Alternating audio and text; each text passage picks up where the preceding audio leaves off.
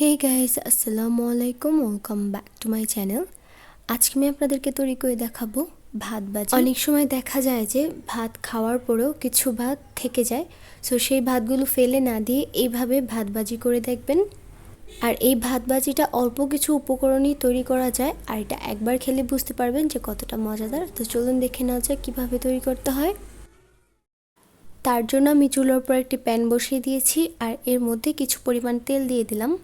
আর এখানে আমি 2টা ডিম নিয়েছি। ডিমের মধ্যে আমি সামান্য একটু লবণ আর কালো গোলমরিচের গুঁড়া দিয়ে দিলাম, দিয়ে খুব ভালো করে মিক্সড করে নিচ্ছি। এ পর্যায়ে তেলটা হালকা গরম হয়ে গেছে। এখন আমি এই ডিমের মিক্সচারটা এর মধ্যে দিয়ে দিচ্ছি। ডিমটা যখন হালকা ভাজা হয়ে যাবে তখন আমি অনবরত নেড়ে চেড়ে ডিমটাকে খুব ভালো করে ভেজে নিব। ঠিক এইভাবে ডিমটা ভাজা হয়ে গেছে। এখন আমি এই ডিম একটা বাটির মধ্যে তুলে নিচ্ছি। আর একই ফ্রাই প্যানের মধ্যে আমি সামান্য আর একটু তেল দিয়ে দিচ্ছি, দিয়ে এর মধ্যে পেঁয়াজ কুচি দিয়ে দিচ্ছি হাফ কাপ পরিমাণ।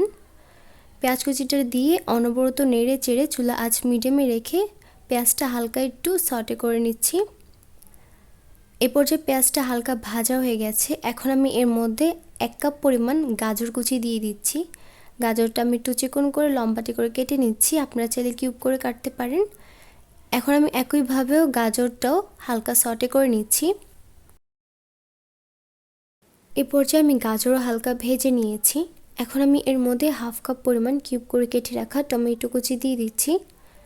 টমেটো কুচি দিয়ে এখন সব সবজিগুলো খুব ভালো করে আমি ভেজে নিব। আর এই পর্যায়ে কিন্তু আপনারা আপনাদের পছন্দ অনুযায়ী সবজিও দিতে পারেন। আমি আজকে আপনাদেরকে খুবই অল্প উপকরণে তৈরি করে দেখাচ্ছি। এখন আমি এর মধ্যে পরিমাণ মতো লবণ দিয়ে দিচ্ছি আর দিয়ে দিচ্ছি প্রায় 1 চা চামচ পরিমাণ কালো গোলমরিচের গুঁড়া। এই ভাত ভাজির মধ্যে কিন্তু এত মশলা ব্যবহার করা লাগে না। দিয়ে দিচ্ছি 2টা কাঁচামরিচ কুচি। ঝাল আপনারা যে যেরকম খেতে চান সে অনুযায়ী কাঁচামরিচ দিয়ে দিবেন। দিয়ে খুব ভালো করে আমি নাড়াচাড়া করে নিচ্ছি। এই পর্যায়ে আমার সবজিটা ভাজা ভাজা হয়ে গেছে। এখন আমি এর মধ্যে ভাত দিয়ে দিব। আমার এই ভাতগুলো আগের ফ্রিজে ছিল, আমি ফ্রিজ থেকে নামিয়ে নিয়েছি। এখন এর মধ্যে দিয়ে দিচ্ছি। আর এই ভাত ভাজিটা কিন্তু পান্তা ভাত দিয়ে হবে না, ভাতে পানি দিবেন না, এইভাবে ভাত ভাজি করে রেখে দিবেন। এখন আমি এই ভাতগুলো সবজিগুলোর সাথে দিয়ে দিচ্ছি।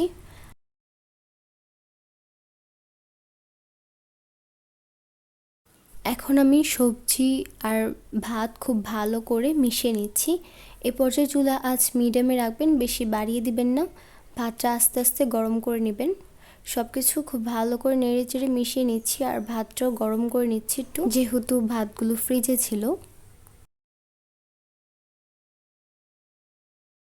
ভাত এবং সবজি সব কিছু খুব ভালো করে মিশিয়ে নিয়েছি। এখন আমি এর মধ্যে 2 টেবিল চামচ পরিমাণ সয়া সস দিয়ে দিলাম। আপনাদের কাছে যদি সয়া সস না থাকে তাহলে এটা স্কিপ করতে পারেন। আমি একটু সুন্দর কালারের জন্য এই সয়া সসটা দিয়েছি। আর এর মধ্যে যে আগে থেকে ডিমগুলো ভেজে রেখেছিলাম সেই ডিম আমি এর মধ্যে দিয়ে দিলাম। দিয়ে আবারও সব কিছু খুব ভালো করে মিশিয়ে নিচ্ছি। আর যদি সয়া সস দেন তাহলে লবণটা একটু বুঝে শুনে অ্যাড করবেন, কারণ সয়া সসে লবণ থাকে। আর যদি দেখেন লবণটা একটু বেশি মনে হচ্ছে তাহলে একটু ভাত অ্যাড করে দিবেন, তাহলেই হয়ে যাবে। আমি সব কিছু খুব ভালো করে নেড়ে চেড়ে মিশিয়ে নিয়েছি, দেখতেই পাচ্ছেন। আর এ পর্যায়ে কিন্তু আমাদের ভাতটা প্রায় হয়ে গেছে। ভাত খুব ভালো মতো গরম হয়ে গেছে এবং ভাজা হয়ে গেছে। সবশেষে আমি এর উপরে ধনিয়া পাতা কুচি দিয়ে দিচ্ছি। ধনিয়া পাতা কুচি দিয়ে আবারও সব কিছু খুব ভালো করে নেড়ে চেড়ে একটু মিশিয়ে নিচ্ছি। আর খুব ভালো করে সব কিছু নেড়ে মিশিয়ে নিলে আমাদের ভাত ভাজি তৈরি। দেখতেই পাচ্ছেন এটা কতটা কালারফুল এবং কতটা লোভনীয় লাগছে। অল্প কিছু উপকরণে তৈরি করার সত্ত্বেও কিন্তু এই ভাত ভাজিটা খেতে অনেক মজার। বাসায় একবার তৈরি করে দেখবেন, ভাত ফেলে না দিয়ে এভাবে তৈরি করে নেবেন, দেখবেন খেতে অনেক ভালো লাগবে। আশা করছি আজকে এই ভিডিওটি ভালো লেগেছে। ভিডিওটি ভালো লাগলে অবশ্যই ভিডিওতে লাইক কমেন্ট শেয়ার করবেন। আর যারা এখনও আমার চ্যানেলটি সাবস্ক্রাইব করেননি, এরকমই সব নতুন নতুন রেসিপির আপডেট পেতে আমার চ্যানেলটি সাবস্ক্রাইব করবেন। তো আজকে এই পর্যন্তই। সবাই ভালো থাকবেন, সুস্থ থাকবেন আর আমার জন্য দোয়া করবেন। আল্লাহ হাফেজ।